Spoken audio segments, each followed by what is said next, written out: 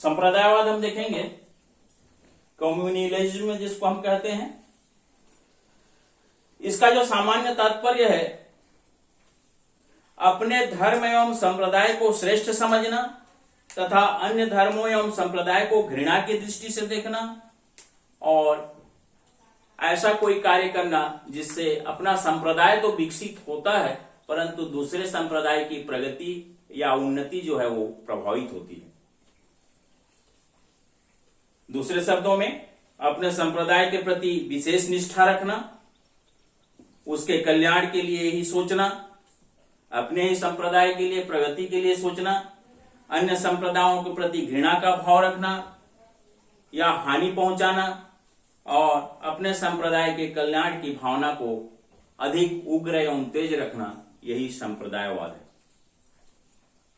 विसेंट Smith संप्रदायवाद का अर्थ स्पष्ट करते हुए उन्होंने कहा है कि एक सांप्रदायिक व्यक्ति या व्यक्ति समूह वह है जो प्रत्येक धार्मिक या भाषाई समूह को एक ऐसी पृथक सामाजिक और राजनीतिक इकाई मानता है जिसके हित अन्य समूहों से पृथक होते हैं और उनके विरोधी भी हो सकते हैं। ऐसे ही व्यक्तियों या व्यक्ति समूह की विचारधारा को हम संप्रदायवाद कहेंगे। संप्रदायवाद का संक्षिप्त हम इतिहास दिखेंगे या इसके उदय या विकास के क्या कारण हैं। एक तो ये औपनिवेशिक है जो विरासत में हमको मिला हुआ है। दूसरे रूप में हम देखेंगे संकुचित हिंदू राष्ट्रवाद की जो विचारधारा है, यह भी इसके उत्पत्ति का प्रमुख कारण रहा है।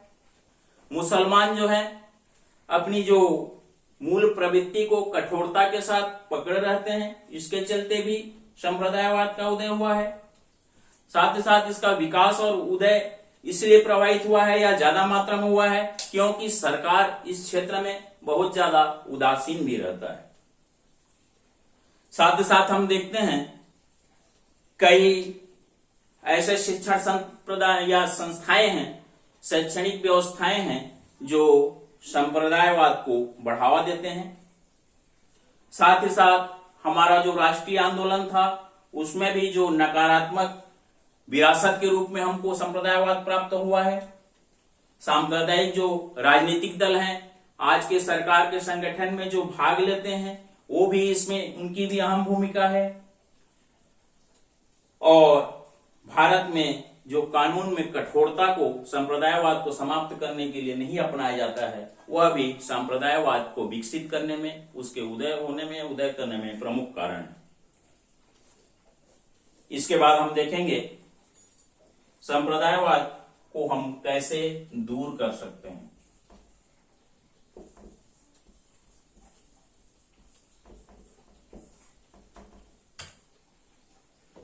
इसमें सरकार को यह चाहिए कि सबसे पहले हमारे जो सरकार के संगठन में जिनकी अहम भूमिका है, अर्थात यूं कहें कि सरकार के संगठन की या सरकार की कल्पना हम इनके बिना नहीं कर सकते, जो राजनीतिक दल हैं, ऐसे जो राजनीतिक दल हैं और जो सांप्रदायिकता के आधार पर गठित राजनीतिक दल हैं, उन पर प्रतिबंध लगाया जाए। साथ ही साथ जो शासन की तुष्टीकरण की नीति है या एक संप्रदाय को, एक वर्ग को हम संतुष्ट कर दें, इससे क्या होगा, हमारा ये वोट बैंक है, इससे हमको ज्यादा वोट मिलता है, ऐसा जो नीति है, सरकार ऐसे नीतियों का क्या करे, परित्याग कर दे। वो महत्व दे ऐसे नीतियों के जगह में किसको महत्व दे, राष्ट्रीय हित को सबसे पहले महत्व दे, तभी जो संप्रदायवाद है वो दूर होगा। राजनीतिक दलों को जो अपनी महत्वाकांक्षा है, स्वार्थपरता है, उसको परित्याग करना चाहिए।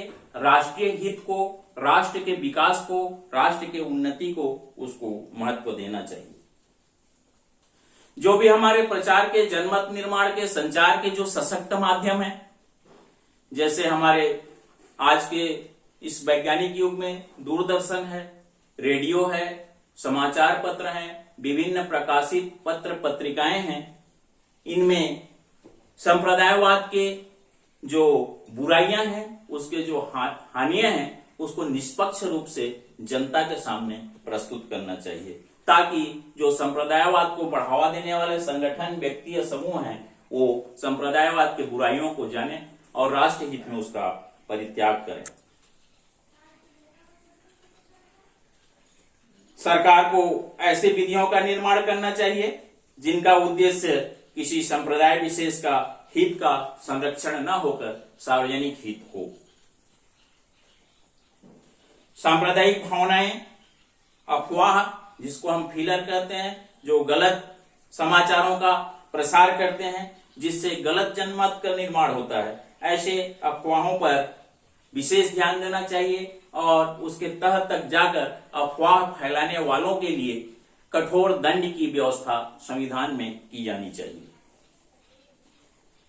सर्वधर्म सर्व सम्मेलन, इसका आयोजन करना चाहिए।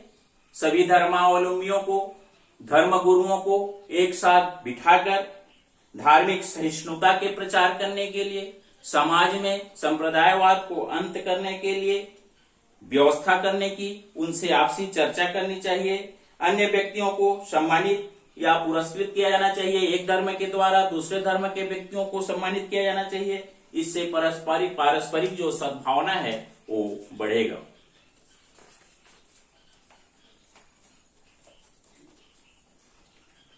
शिक्षा, राजनीतिक संस्थाएं, नौकरियों, अन्य व्यवसाय, रोजगार, आर्थिक उपार्जन के अन्य जो साधन हैं, उनको सांप्रदायिक आधार पर सरकार के द्वारा किसी भी प्रकार का भेदभाव धर्म के आधार पर, साथ साथ संप्रदाय के आधार पर नहीं किया जाना चाहिए।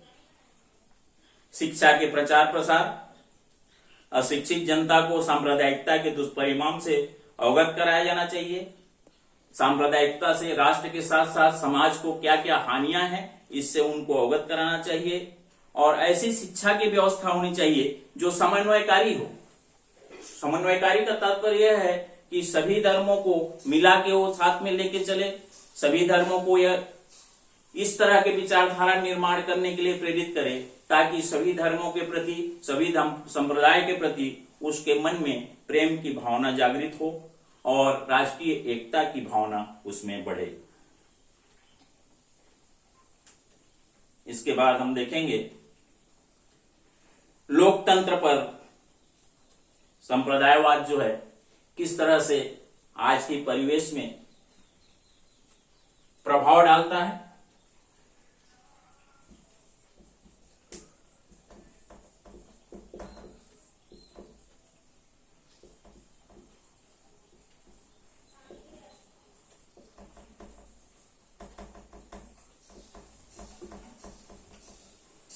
राष्ट्रीय एकता के लिए संप्रदायवाद बहुत ही घातक सिद्ध हुआ है।